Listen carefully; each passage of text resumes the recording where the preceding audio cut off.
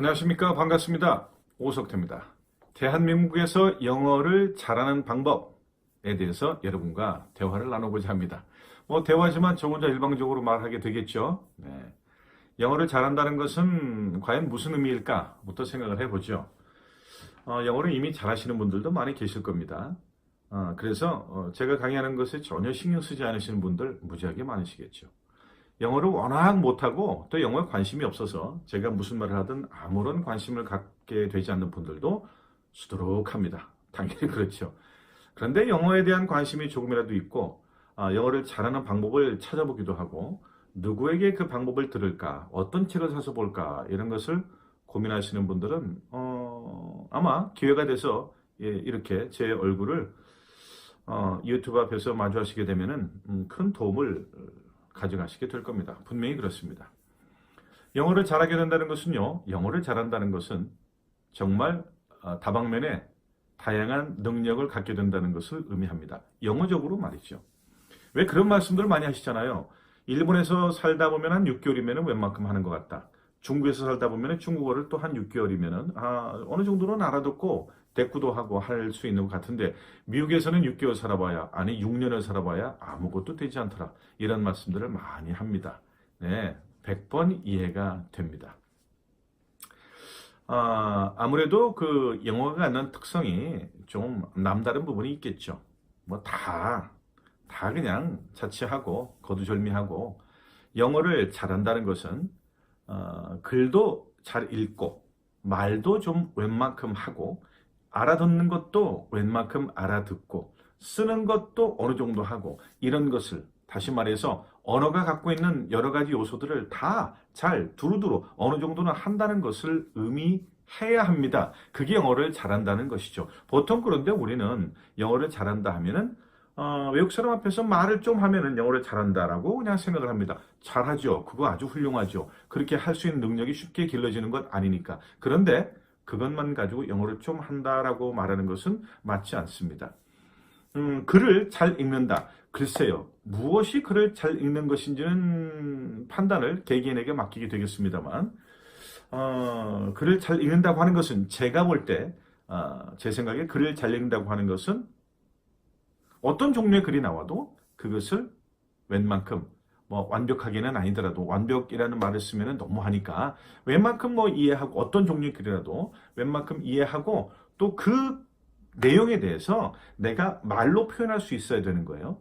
글을 읽었는데 내가 정확히 이해했는지 이해하지 못했는지를 나밖에 몰라요. 주변 사람들 아무도 몰라요. 그리고 나 영어 좀 한다 그래요. 그러면 이상하잖아요. 그죠?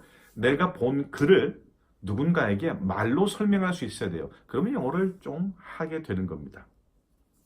그런데 글이라고 하는 것은요, 종류가 너무 다양하죠. 정말 너무라는 말을 써도 좋을 정도로 심하게 다양합니다. 그 글이 소설일 수도 있고요.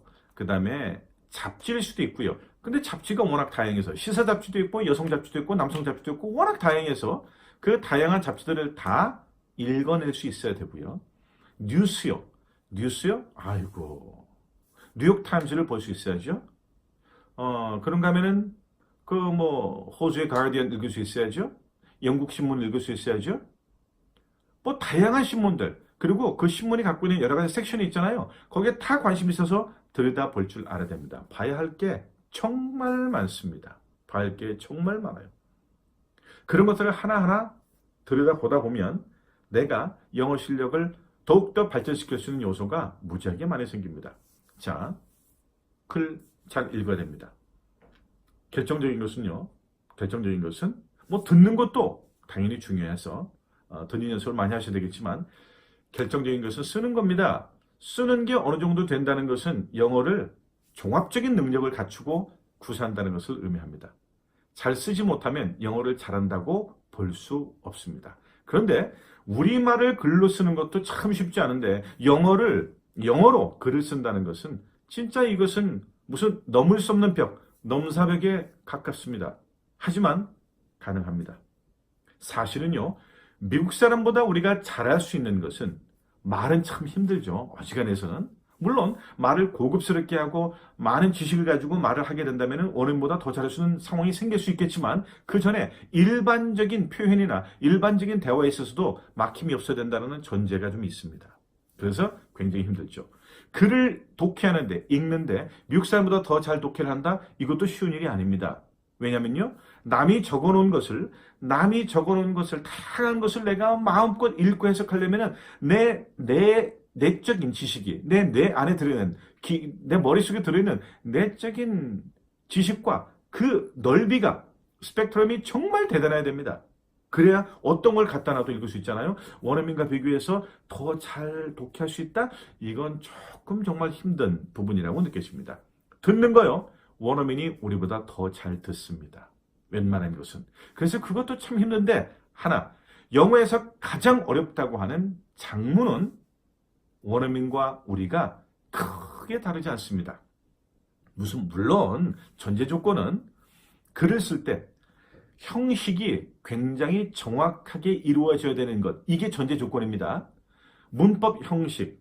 이걸 말씀드리는 거죠. 우리 늘 문법 하면 형식만 공부하는데 유달리 형식만 공부하는 우리가 글을 쓰게 되면 그 형식조차 마구 무너져서 엉터리 글을 쓰고 있어요. 그런 거 말고 글의 형식을 문법입니다. 뭐 그냥 주어 다음에 동사 나온 이런 형식을 말하는 거죠. 그 다음에 뭡니까? 투부정사를 활용하고 관계대명사를 활용하고 접속사를 적절하게 활용하면서 여기에 문장 형식에 정말 오차 없이 정확하게 글을 쓰는데 그건 전제 조건이에요. 문제는 창의력이에요. 글의 내용이요. 글의 내용, 글의 흐름을 결정하는 것은 이거는 누구도 가르쳐 줄 수 없습니다. 나만의 능력이에요. 영화의 기본이 잡혀 있다면, 형식의 기본이 잡혀 있다면 그 다음부터는 스토리를 이끌어 나가는 힘은 나의 것입니다. 그래서 미국인도 따라올 수가 없어요. 미국인의 머리로 우리의 머리를 따라올 수가 없는 부분은 바로 창의적인 글쓰기입니다. 언어가 가지고 있는 요소는요, 크게 두 가지라고 말을 하죠. receptive 스킬이에요. 받아들이는 스킬입니다. 남이 무슨 말을 할 때 내가 받아들이는 능력이에요. 뭡니까? 남이 하는 건 뭐예요? 글을 써놓은 거죠. 그럼 나는 리딩을 하는 거죠. 남이 무슨 말을 해요? 내가 들어야죠. 리딩과 리스닝은 receptive 스킬입니다. 수용하는 능력을 말하는 거죠. 그리고 productive 스킬이 있어요. 내가 생산적으로 떠드는 거죠. 생산적으로. 내 머릿속에서 나오는 거예요. 여기에는 뭐가 있습니까? 그렇죠. speaking이 있죠. speaking. 그리고 writing이 있죠. 언어에는 이렇게 크게 두 개로 분류를 하고 하나하나 스킬을 따지면 네 가지가 있는 겁니다. listening, reading, speaking, writing 이렇게 말이죠. 이 네 가지 스킬을 골고루 잘 할 수 있어야 된다. 그렇게까지 실력이 좀 발전되어야 영어가 조금 들리고 조금 구사가 가능하고 조금 자신감이 생기고 하다는 거죠. 그런데 그렇게 하려면 시간이 워낙 많이 걸리기 때문에 많은 분들이 중도에 포기를 하고 아니요, 중도도 아니고 시작하자마자 포기하는 경우가 너무 많죠. 그리고 또 많은 분들이 영어를 시험 공부로만 하셔서 정상적인 영어 실력 확장에는 아무런 관심이 없어요. 정말로. 야, 그 영어에서 뭐하냐? 그래서 또 영어는 또 필요하다고 생각하죠? 그래서 대부분의 분들이 말씀하시는 게 영어가 필요한 이유는 여행 때문에 필요하다. 아니요, 여행해보세요. 영어 절대 필요하지 않아요. 여행을 해봐야 영어 쓸 일이 없어요. 여러분이 뭐 혼자 미국 가서 다니시겠어요? 물론 여행을 혼자 다닐 수 있죠. 그렇다 해도 쓸 말이 별로 없어요. 그냥 전철 타고 다니고 그냥 걸어 다니고 그냥 버스 타고 다니고 하면 돼요. 그러면 전철 어딥니까? 버스 얼마입니까? 이런 것밖에 쓸 게 없어요. 한 10마디, 20마디만 알면 여행을 하는데 아무 지장이 없죠. 물건 살 때 얼마냐고 물어봐요? 다 적혀 있는데 지하철 노선 다 나와 있고요. 거리 가면은 표지판 잘 나와 있어요. 그래서 영어 쓸 일이 거의 없어요. 식당에서 뭐 먹을 때 영어가 필요해요? 필요하죠. 그런데 패스트푸드 음식점에 가서 필요합니까? 전혀 필요하지 않아요. 내가 다 아는 거예요. 커피숍에 들어가면 뭡니까? 내가 다 아는 거예요. 그냥 찍어서 말만 하면 돼요. 라떼 말하면 되죠? 그리고 무슨 패스트푸드 음식점에 가가지고 뭘 시키려고 하나하나 시키지 않아요. 콤보가 다 있어요. 콤보 1, 콤보 2 주문하면 돼요. 그런데 내가 하나하나 짚어서 주문해야 되는 좀 비싼 식당들 있죠? 웨이트레스가 와서 주문을 받는 거? 이것도 그냥 아무거나 대놓고 손가락으로 찝어서 디스라고 하면 갖다 주죠. 그렇게 해놓고 먹지 못하고 나오는 경우도 있습니다만 어쨌든 예행 영어가 복잡한 게 아니에요. 아주 간단해요. 예. 미국 갈 때, 여행 갈 때 영어가 필요하다? 아니요. 그건 아닌 거죠. 어른이 되면 자연스럽게 내 뇌가 어른스럽게 발전합니다. 내 머릿속에 지식이 쌓입니다. 그 지식이 쌓이는 과정 속에 영어가 주는 힘이라고 하는 것은 엄청납니다. 여러분의 지적 수준에 맞는 영어 실력을 가다듬어 놓으면 여러분은 그 누구보다도 행복한 미래를 만들 수가 있는 거죠. 공부를 해보지 않은 사람은 절대 할 수 없는 말입니다. 공부를 해보면 그렇게 됩니다. 여러분의 머리가 남들보다 더 많은 지식과 남들보다 더 많은 자신감과 남들보다 크고 깊은 확신을 가지고 있게 되는 것. 거기에 큰 도움이 되는 게 영어죠. 영어를 못한다고 해서 영어를 못한다고 해서 못 사는 거 아닙니다. 잘 살죠. 나 영어 못해도 잘 살아. 당연하죠. 하지만 거기에 영어를 잘하는 능력을 넣으면은 얼마나 더 잘 살겠습니까? 그죠? 그게 무슨 뭐 돈을 더 많이 벌고 이런 차원이 아니고요. 편안하게, 그리고 자신감 있게, 그리고 남들에게 존경받으면서 살아갈 수 있다는 거죠. 사는 게 뭐예요?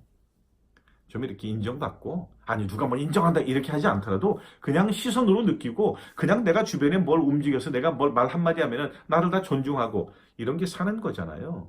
그죠? 그런 게 없으면 뭐하러 살겠어요? 그냥 맨날 밥만 먹고 그냥 그러고 사는 거는 좀 그렇잖아요? 물론 제가 이런 말씀을 드리면은 옆에서 아이고 배부른 소리 하고 있는데 야야야 그런 거 아니어도 얼마 잘 산다 야 아이고 물론 그렇죠. 저보다 잘 사시는 분들 물론 천지에 많이 계십니다. 네. 그래도 영어를 통해서 좀 더 괜찮은 좋은 지식을 얻어 가시면 뇌가 좀 커지고 뇌가 탄탄해지지 않겠어요? 우리 몸만 근력을 생기기 위해서 애쓰는 게 아니고 뇌의 탄력과 뇌의 근력을 키우기 위해서 나이가 들면서 계속 공부하는 거 좋습니다. 공부한다기보다 뭐 하나하나 지식을 쌓아가는 건데 거기에 영어가 큰 도움을 준다는 거죠. 그래서 대한민국에서 영어를 잘하는 방법에 대해서 여러분과 함께 얘기하려고 이 자리에 나온 겁니다. 첫 번째 시간이기 때문에 전반적인 얘기를 제가 말씀드리고 있어요. 앞으로 제가 하나하나 이걸 가지고 공부하세요. 이렇게 한번 해보세요. 저렇게 한번 해보세요. 거기에는 뭐 지금 말씀드린 대로 영어의 네 가지 요소를 다 말씀드리게 될 것이고요. 네 가지 요소 하나 들어가 보면요. 아시잖아요. 어휘가 있죠. 그리고 문법이 있죠. 그것도 뭐가 있나요? 어휘 문법. 뭐 하여간 여러 가지 종류의 다양한 것들이 있습니다. 그런 것들을 다 어떻게 공부를 해야 되는지, 특히 대한민국에서 활용할 수 있는 모든 도구, 대한민국에서 활용할 수 있는 모든 소재, 이런 것들이 다 등장하게 될 겁니다. 제가 다 보여드려요. 그 여러분은 그것을 하나하나 좀 따라해 보시면, 조금이라도 따라해 보시면은, 조금이라도입니다. 다 따라하시는 거는 무리니까 조금이라도 따라해 보시면 아마 남보다 영어를 더 잘하게 되지 않을까. 그래서 자신감이 크게 오르지 않을까라는 생각을 합니다. 아시겠죠? 앞으로 저와 함께 그 의지로 동맹을 맺으시는 겁니다. 이 의지, 영어를 잘하겠다는 의지를 가지고 하나의 힘이 되어서 열심히 해보자고요. 대한민국에서 영어를 잘하는 방법. 첫 번째 시간 서론 말씀드렸습니다.